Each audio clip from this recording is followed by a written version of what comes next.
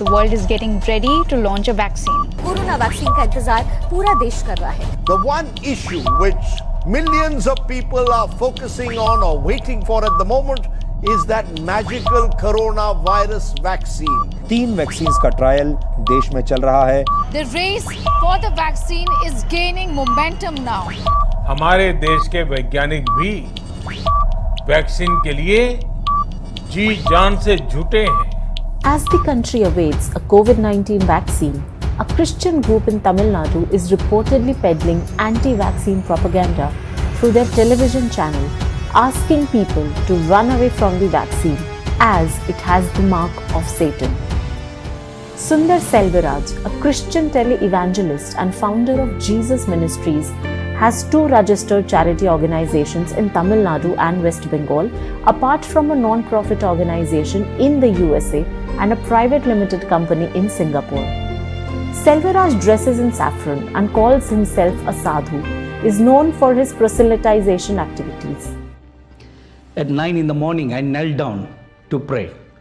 And as I knelt down, my spiritual eyes were opened. And I looked into heaven. I saw a group of angels and saints of God. He also owns Angel TV that aired a show in August this year, where he claims that the Covid-19 vaccine has an inbuilt chip that collects private data of the individuals. He also accuses Bill Gates, who is already working in the field of vaccinating children in poor countries, to have joined hands with Gavi, a company that invests in developing biometric digital identity.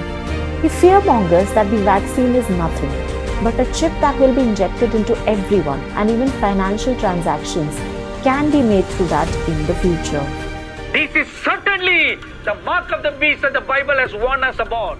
Let me repeat one more time. Just an ordinary vaccine is no harm. But if the other 2 forces are joining together, the digital identity and a financial transaction ability join together, then in the name of the Lord Jesus Christ, I warn you today, run away from it.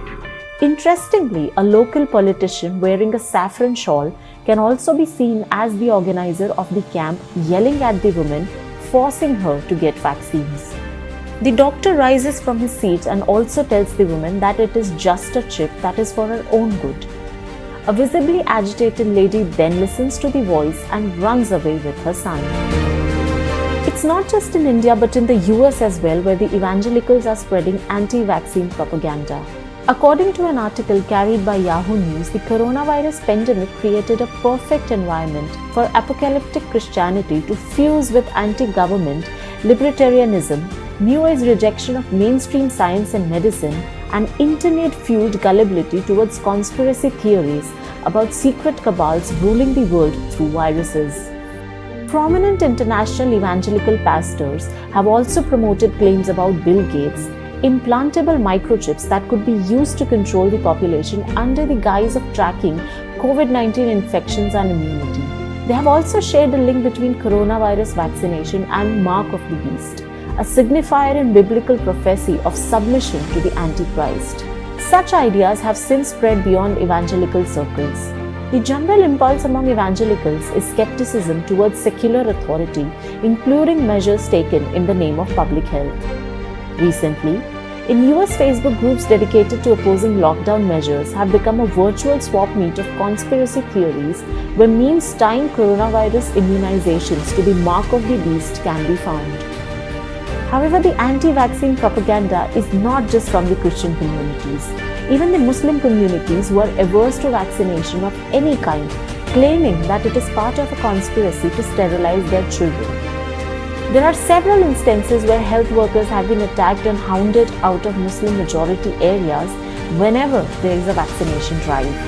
Mass vaccination drives have often found resistance from Muslims due to superstitions and a prevalent belief that the vaccines are against their religion or may make their children sterile. At a time when the world is engulfed in the battle to fight out the pandemic, this kind of fear-mongering against the vaccine is not only condemnable but questionable.